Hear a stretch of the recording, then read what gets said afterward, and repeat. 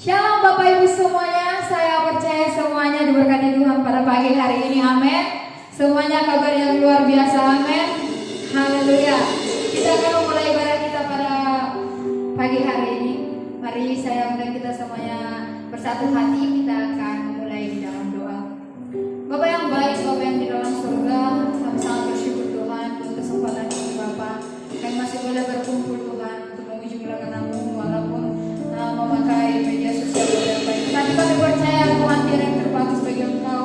Semua oleh karena kemurahan-Mu Tuhan. Dimanapun kami saat ini berada, kami merasakan awalan Tuhan yang luar biasa dalam hidup kami Bapak.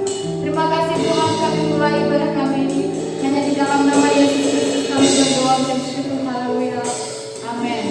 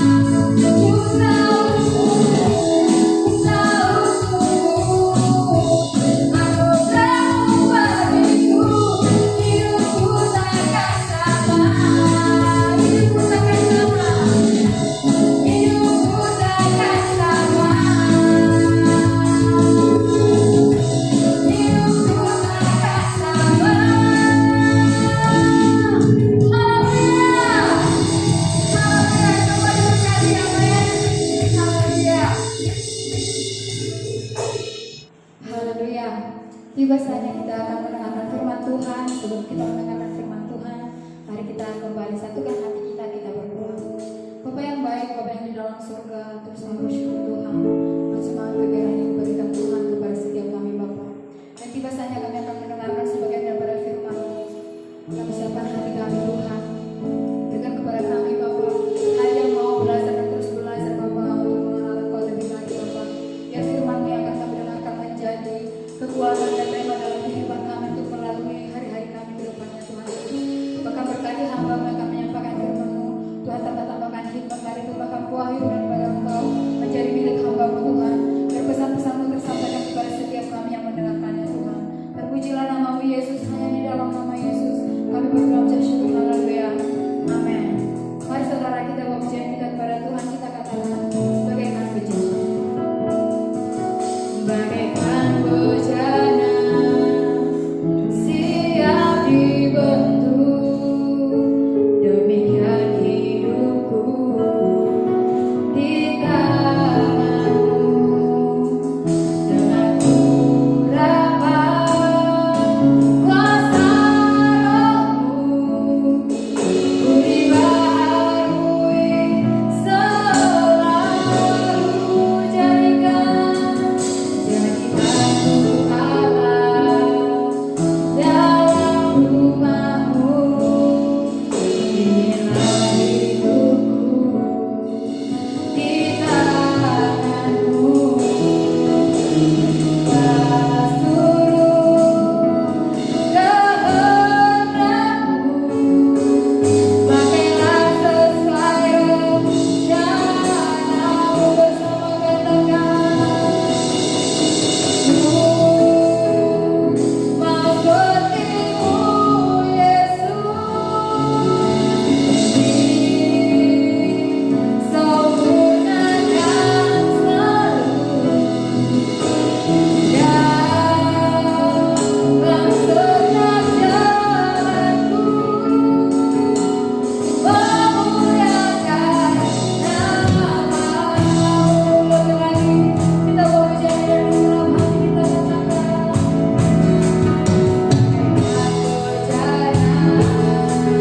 Siap dibentuk,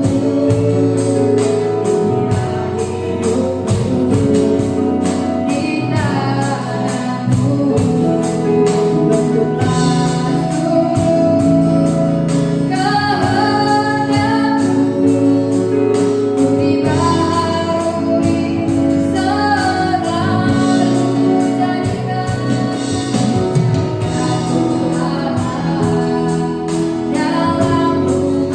Inilah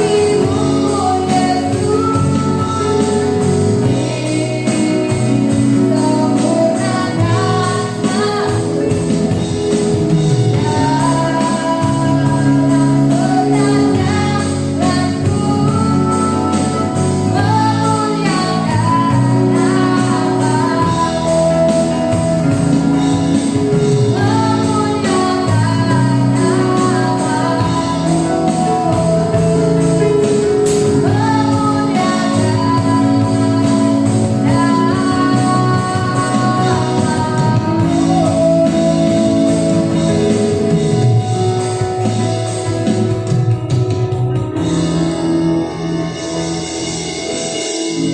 Mari kita bersatu dalam doa. Terima kasih Tuhan Yesus, kami bersyukur kalau pada saat hari ini Tuhan kami mau mendengarkan kebenaran firman-Mu Tuhan yang memberkati setiap kami. Berikan kami telinga dan hati yang mau mendengar. Terima kasih ya Tuhan, kami serahkan untuk firman-Mu hari ini dalam nama Yesus. Haleluya, amin. Shalom jemaat yang dikasih Tuhan, apa kabar yang ada di rumah? Bersyukur sekali hari ini sama saya berlian di tengah-tengah pandemi kita hari ini tidak membatasi kita untuk mendengarkan firman Tuhan ya, dan untuk ibadah. Kita bersyukur sekali, banyak sekali gereja-gereja yang di Bandung juga hari ini tidak ada ibadah onsite tapi ibadah online. Hari ini kita tetap bersukacita dan bersyukur karena kita mau dengerin firman Tuhan yang pastinya akan memberkati kita, menguatkan kita, khususnya karena tema di bulan ini adalah bulan Juli adalah keluarga, maka kita akan mendengarkan firman Tuhan mengenai keluarga. Oke, langsung saja. Judul dari firman Tuhan kita hari ini adalah membangun komunikasi yang bermakna di dalam keluarga. Di era digital saat ini, era digital adalah dimana kita hidup berdampingan dengan teknologi yang ada seperti gadget yang kita pakai dan penggunaan internet. Maka dari itu banyak sekali anak muda maupun kita orang tua juga memakai gadget untuk sebagai alat komunikasi ya, atau sebagai menerima info-info, kabar-kabar terbaru seperti misalkan sekarang membicarakan soal COVID, di mana di daerah Bandung maupun di Jakarta mengalami pertambahan angka dari yang terpapar COVID. Hal itu sangat membantu sekali bagi kita mendapatkan informasi-informasi yang sangat cukup jelas buat kita di zaman sekarang ini, apalagi dalam pandemi ini ya. Nah, tapi Bapak Ibu, ada hal-hal negatif yang juga kita dapatkan ketika kita menggunakan gadget atau teknologi yang kita pakai secara berlebihan. Kita tahu kalau gadget yang kita pakai itu sangat membantu kita, tadi saya bilang untuk komunikasi, di mana orang tua kita atau saudara-saudara kita yang jauh bisa menjadi dekat dengan adanya komunikasi. Tapi ada juga hal-hal yang negatif, di mana pemakaian gadget ini bisa mempengaruhi relasi dalam keluarga kita. Maka daripada itu ada kata-kata yang mungkin kita sering dengar bahwa gadget mendekatkan yang jauh, namun menjauhkan yang dekat. Nah, di dalam keluarga, gadget ternyata dapat menyebabkan komunikasi menjadi tidak bermakna atau tidak baik. Bahkan sering terjadi salah paham, sehingga pada akhirnya mengganggu relasi antara anak dengan orang tua maupun orang tua kepada anak. Karena itu, baik orang tua maupun anak-anak itu sering kita menemukan di dalam lingkungan kita, dimana ketika di dalam pertemuan makan malam bersama keluarga atau kumpul-kumpul dengan keluarga, handphone tidak jauh dari kita. Jadi kita kumpul tapi handphone masih ada dalam genggaman kita kasih melihat padahal kita lagi ngumpul. Berarti apa artinya kumpul kita tapi kita masih pegang handphone kita? Nah, maka dari itu, dengan keadaan-keadaan seperti itu mengakibatkan pada akhirnya pembicaraan yang harusnya ketika kumpul ada pembicaraan yang mendalam, di mana ada evaluasi di dalam keluarga, itu nggak akan bisa tersampaikan karena masing-masing sibuk sendiri, cuek sendiri dengan gadgetnya masing-masing. Nah, maka dari itu, bagaimana kita membangun komunikasi yang bermakna di dalam keluarga? Kita akan sama-sama belajar bagaimana kita membangun komunikasi yang bermakna di dalam keluarga. Yang pertama, membiasakan membangun komunikasi dari hati ke hati. Saya akan menunjukkan ada 3 tingkatan komunikasi. Dengarkan baik-baik. Yang pertama, tingkat pertama adalah yang paling dangkal, di mana orang hanya menyampaikan kata-kata yang kelihatannya klise, seperti bertanya apa kabar, selamat pagi, siang, sore, selamat malam. Nah, komunikasi semacam ini kelihatannya memang ini sangat diperlukan ya. Perkataan-perkataan seperti apa kabar, selamat siang, selamat sore, selamat malam. Tapi perkataan ini, komunikasi ini tidak bisa membangun hubungan yang lebih mendalam di dalam keluarga. Maka dari itu ada tingkatan kedua. Ada komunikasi tingkat kedua, yaitu tahap bertukar fakta. Di sini dimana udah mulai ada pembicaraan mengenai sesuatu, tapi masih ada batas-batasannya. Jadi sudah mulai mengungkapkan pendapat-pendapat mereka satu dengan yang lain, masing-masing sudah mengungkapkan pendapat, tapi masih ada pembatas di antara mereka. Misalkan di antara orang keluarga, ayah dengan anaknya, ibu dengan anaknya, atau anak dengan ayahnya. Tapi mereka sudah bisa mengutarakan atau memberikan pendapat, hanya yaitu masih ada batas-batasan.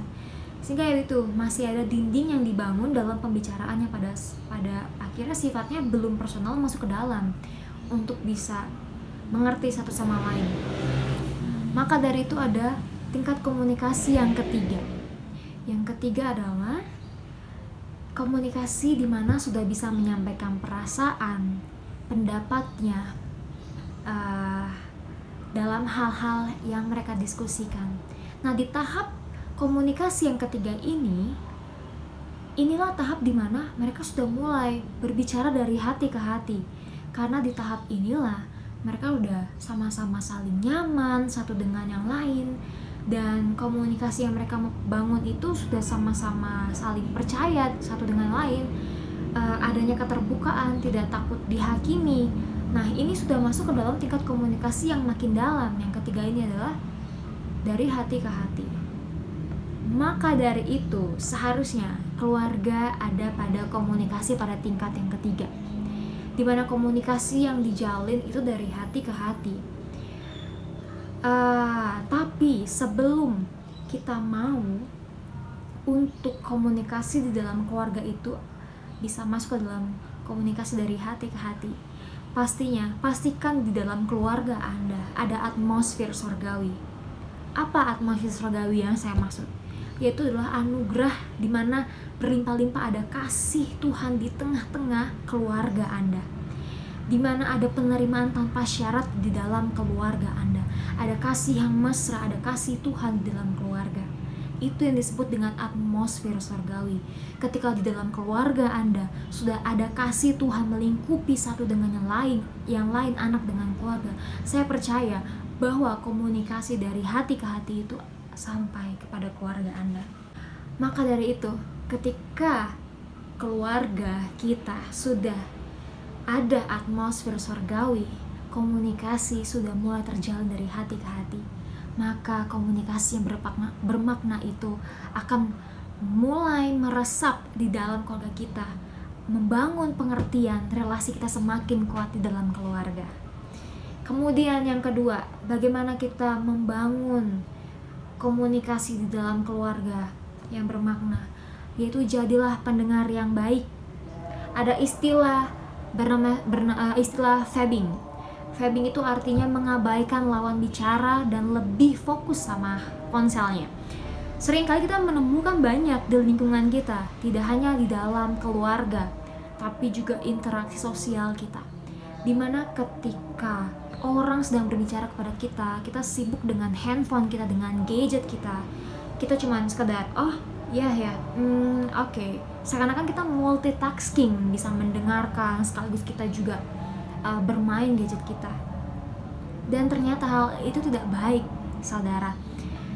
Di dalam keluarga sering terjadi antar anggota keluarga seperti itu, tidak mendengarkan dengan sungguh-sungguh apa yang disampaikan oleh anggota keluarga lainnya. Mungkin anak kita mau bercerita kepada kita, tapi kita terlalu sibuk dengan handphone kita, gadget kita ketika kita di rumah, sehingga anak tidak bisa terbuka, tidak bisa menyampaikan sesuatu yang ingin dia sampaikan. Begitu juga sebaliknya, orang tua Hai anak-anak yang mungkin masih yang mungkin sibuk dengan gadgetnya, main game atau dengan sibuk sosial medianya, membalas chat. Orang tua kita mungkin mau bercerita atau mungkin mau mendengar cerita kita. Tapi kita terlalu sibuk dengan dunia kita sendiri. Dalam Markus 10 ayat 49, kita bisa melihat bahwa ada satu pribadi yang bisa menjadi contoh buat kita, yaitu Yesus. Yesus adalah seorang pendengar yang baik, di mana ia berhenti dan mendengar Bartimeus pada waktu itu yang berseru minta tolong kepadanya. Dan kita mau belajar maka dari seperti Yesus yang mau menjadi pendengar yang baik. Saat kita mau mendengarkan dengan sungguh apa yang disampaikan keluarga kita hanya dapat mengerti ya kebutuhan mereka. Namun kita juga harus memberikan kesempatan bagi diri kita, menawarkan diri kita untuk menolong mereka. Jadi kita mau belajar gak hanya sebagai pendengar yang baik, dimana ketika mereka mau bercerita kepada kita, tapi sebelum kita mau menjadi pendengar yang baik, kita harus menawarkan diri kita untuk menolong mereka, mendengarkan cerita mereka. Nah, maka dari itu kita mau berusaha apa yang menjadi distraksi kita di dalam keluarga, ketika kita sudah kumpul di tengah-tengah keluarga, ketika orang tua kita ataupun anak kita mau bercerita dengan kita, dengarkan dengan sungguh-sungguh. Taruh handphone Anda, dengarkan dengan sungguh-sungguh apa yang menjadi keluh kesah mereka. Jangan sampai kita selama ini melewatkan kesempatan itu ya, melewatkan apa yang disampaikan keluarga kita, padahal kita nggak tahu. Mungkin dia sedang mengalami kekhawatiran, ketakutan, permasalahan yang mungkin mereka gak bisa mempercayai orang-orang. Ya, kita pun keluarga, orang tua pasti gak mau mungkin anaknya bercerita ke banyak orang. Maka dari itu kita harus memulai dari diri kita, mau mendengarkan, mau memberi waktu mendengarkan. Anak juga mau memberikan waktu mendengarkan orang tua. Kita gak pernah tahu, mungkin orang tua kita mungkin selama ini sedang mengalami pikiran yang berat, kekhawatiran, ketakutan, permasalahan yang mungkin kita tidak mengerti. Tapi kita cuma hanya bisa melihat senyumnya mereka, senangnya mereka, padahal ada beban yang mungkin mereka sedang alami. Dan kita hanya cuek, kita sibuk dengan dunia kita sendiri. Begitu juga dengan orang tua. Saya percaya mungkin di tengah-tengah pandemi seperti ini, keluarga jadi ada di dalam rumah ya, ada di tengah-tengah kita. Tapi itu tadi, jangan sampai handphone tuh mendistraksi kita, menghalangi kita untuk mau berbicara satu dengan yang lain. Tapi ada juga satu hal yang bisa menghambat pembicaraan kita, menghambat untuk kita bisa menjadi pendengar yang baik, yaitu pekerjaan kita. Salah satu contohnya seperti saya, mungkin untuk case seperti saya jauh dari orang tua. Saya bersyukur sekali, dulu saya di pekerjaan saya yang pertama, saya adalah anak yang cuek sama orang tua saya. Saya tidak mau saya tidak menelpon orang tua saya. Mungkin bisa seminggu sekali, atau ya kurang lebih bisa dihitung jari dalam seminggu. Dan hari ini saya bersyukur sekali ada perubahan yang terjadi dalam hidup saya. Seorang berlian bisa setiap hari telepon orang tuanya, sepertinya mengganggu ya, tapi saya percaya papa mama saya tidak merasa terganggu, betul. Malah saya merasa ini saya menjadi lebih baik dibanding saya yang dulu yang cuek sama orang tua saya. Nah, mungkin kalau mungkin seperti saya yang LDR ya, LDR itu yang kita jauh jaraknya. Yang mungkin menghalangi saya untuk bisa nelfon orang tua saya bukan gadgetnya gitu, bukan karena saya main gadget, tapi karena pekerjaan saya mungkin yang sebenarnya banyak juga, yang mungkin ya kadang-kadang saya males untuk mau telepon, maksudnya untuk komunikasi karena habis saya kerja, ya mungkin ada saya bermain yang lain, ataupun ya saya memang benar-benar sibuk sama pekerjaan saya. Pada akhirnya saya sampai lupa dengan keluarga saya. Tapi saya percaya pada akhirnya saya merubah cara itu, dan saya baru kali ini baru di pekerjaan saya sekarang di tahun ini, saya merubah cara saya untuk saya nelpon orang tua saya setiap hari. Karena bagi saya waktu itu tidak bisa diputar kembali.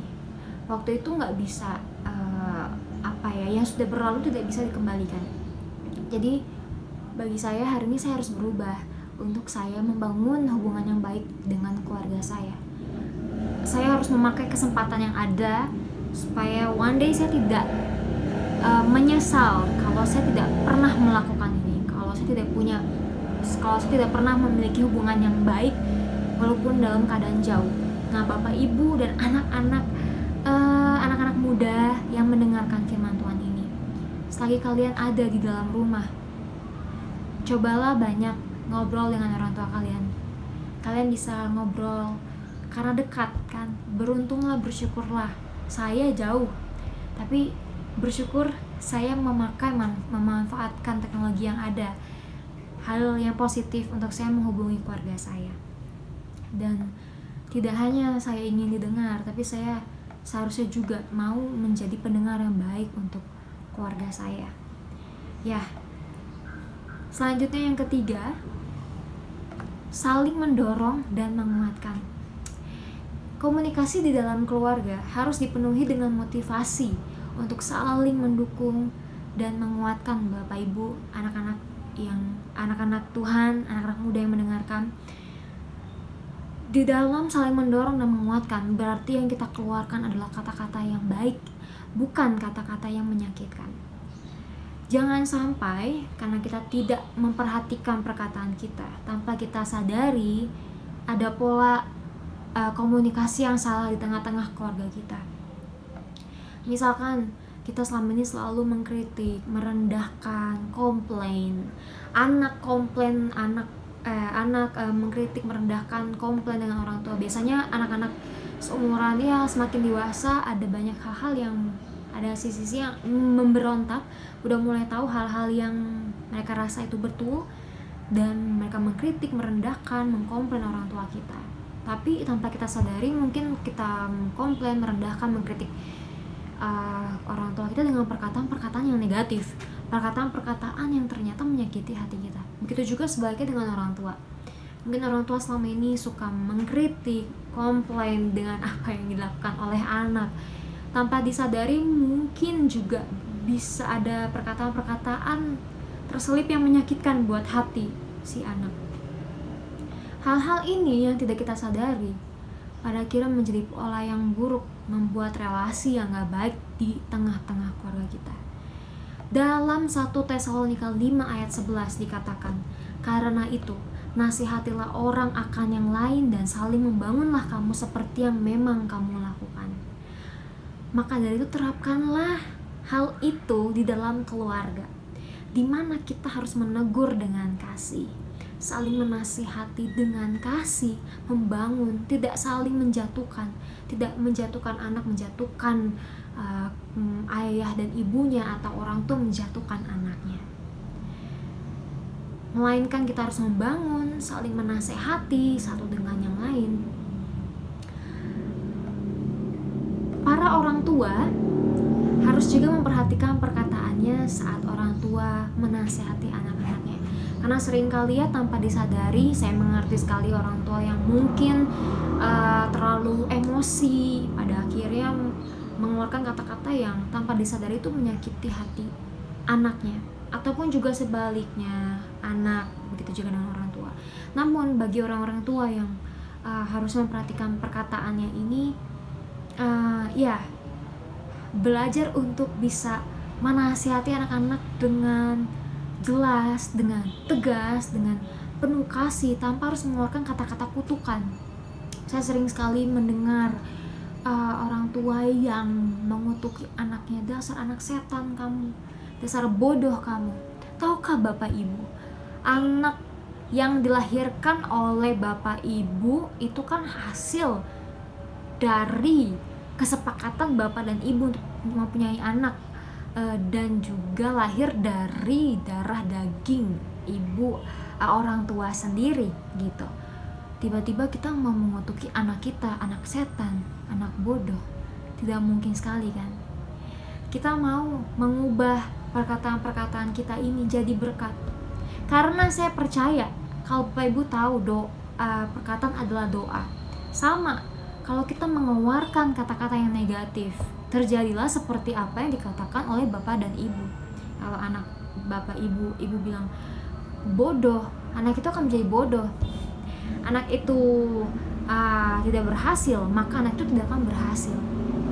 Tapi kalau kita mau ubah perkataan-perkataan kita menjadi perkataan berkat, mungkin selama ini kita tidak sadari ada perkataan-perkataan yang agak sedikit menyakitkan. Bukan sedikit, mungkin ya ada sedikit atau mungkin banyak ini yang dirasakan oleh anak-anak. Tetapi jangan khawatir, Bapak Ibu berdiam diri di hadapan Tuhan untuk meminta ampun kepada Tuhan atas apa yang mungkin selama ini perkataan-perkataan menyakitkan, dan gantilah perkataan-perkataan kutuk itu menjadi perkataan yang berkat, menjadi perkataan berkat. Dan begitu juga dengan anak. Mungkin kita sebagai anak sudah dewasa, kita merasa lebih mengerti, lebih paham apa yang kita alami gitu, dan orang tua nggak paham dengan apa yang kita alami. Jelaskan, sampaikan dengan perkataan yang baik, berikan nasihat-nasihat yang baik.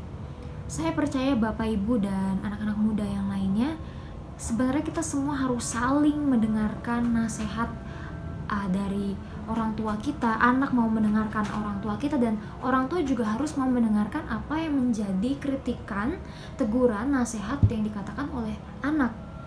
Karena saya yakin dan percaya orang tua tidak selalu benar, maupun juga anak ya tidak selalu benar.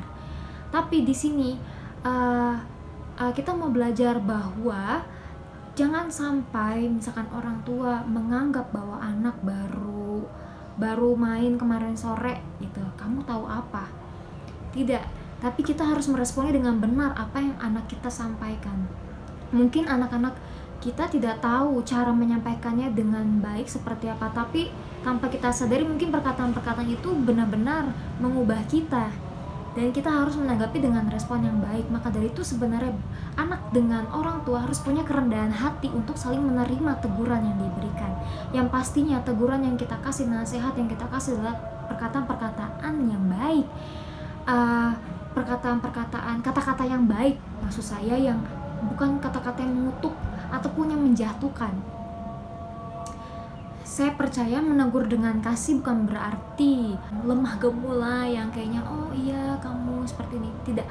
Tapi saya percaya kata-kata menegur dengan kasih adalah kata-kata yang memang keras, tapi itu mendidik. Keras dengan kata-kata kasar itu beda ya. Kata-kata yang tidak baik, yang mengutukkan, itu pasti itu beda. Maka dari itu kita perlu berhikmat bagaimana cara menyampaikan anak dengan orang tua maupun orang tua dengan anak, menyampaikan kata-kata yang baik, menyampaikan teguran, kritikan, nasihat kepada keluarga kita. Dan kita mau belajar hal itu, Bapak Ibu. Baik, itulah firman Tuhan yang mau kita belajar di tengah-tengah keluarga kita. Dan saya akan menutup dengan dengan beberapa kalimat di mana keluarga merupakan pusat pemuridan, di mana semua anggota keluarga bertumbuh menjadi murid Kristus lewat relasi di dalam keluarga. Maka dari itu, untuk kita mau sama-sama bertumbuh menjadi murid Kristus di tengah-tengah keluarga yang ada saat ini, kita harus membiasakan hal-hal yang tadi, 3 hal yang tadi sudah saya sampaikan, di mana komunikasi dari hati ke hati, kedua menjadi pendengar yang baik, ketiga saling mendorong dan menguatkan. Dengan 3 hal ini, saya percaya komunikasi di tengah-tengah keluarga kita akan semakin baik, dan juga kasih Kristus ada di tengah-tengah keluarga kita, sehingga pada akhirnya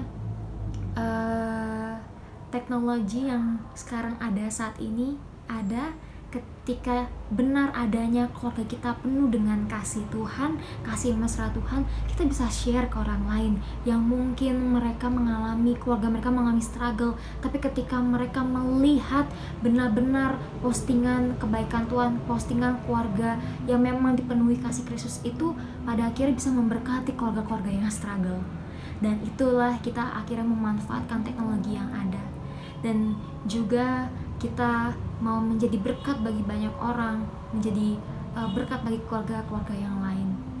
Hari ini sekian dari firman Tuhan kita, kiranya menjadi berkat bagi Bapak, Ibu, dan anak-anak muda yang mendengarkan hari ini. Dan tetap jaga kesehatan, tetap patuhi protokol kesehatan kemanapun Anda pergi. Dan kalau tidak ada hal-hal yang terlalu penting keluar, tidak usah keluar. Mari kita bersatu di dalam doa. Terima kasih Tuhan Yesus, kami bersyukur buat firman-Mu yang sudah menguatkan kami. Tuhan, kami serahkan ke dalam tangan-Mu Bapa, biarlah firman-Mu ini benar-benar kami lakukan dalam kehidupan kami sehari-hari di tengah keluarga kami. Tuhan berkati buat keluarga-keluarga yang mungkin hari-hari ini sedang mengalami masalah. Tuhan berikan jalan keluar, dan biarlah ada kasih Tuhan melingkupi keluarga-keluarga-Mu ini ya Tuhan. Dan juga kami berdoa bagi keluarga-keluarga yang juga sudah mengalami kasih Tuhan di tengah-tengah keluarga mereka ini, biar mereka juga dapat terus memberikan teladan dan menginspirasi bagi keluarga-keluarga yang lain, sehingga menjadi berkat dan memberikan kemuliaan bagi nama Tuhan. Terima kasih Tuhan, firman-Mu sudah selesai pada saat hari ini. Hamba-Mu telah selesai berbicara, kami serahkan hanya kepada-Mu. Kami percaya Tuhan, firman-Mu terus ada di dalam hati setiap kami, dan dapat kami lakukan dalam kehidupan kami. Inilah doa kami ya Tuhan, hanya di dalam nama Tuhan Yesus Kristus. Haleluya, amin. Selamat berakhir pekan, Tuhan Yesus memberkati. Haleluya, haleluya. Saudara-saudaraku yang kekasih, arahkanlah imanmu kepada Tuhan dan bukalah hatimu. Sekarang terimalah berkat Tuhan, yaitu damai sejahtera yang melampaui segala akal, yang dianugerahkan Bapa dari tahta kudusnya. Kasih karunia dari Tuhan kita Yesus Kristus untuk keselamatan kita, serta pertolongan, penghiburan, tuntunan, urapan baru Roh Kudus, kiranya memberkati setiap engkau mulai sekarang ini sampai selama-lamanya. Terimalah berkat dan jadilah berkat bagi sesamamu. Kami terima seluruh penuhan berkat ini di dalam nama Bapa, Putra, dan Roh Kudus, yaitu di dalam nama Tuhan Yesus Kristus. Amin.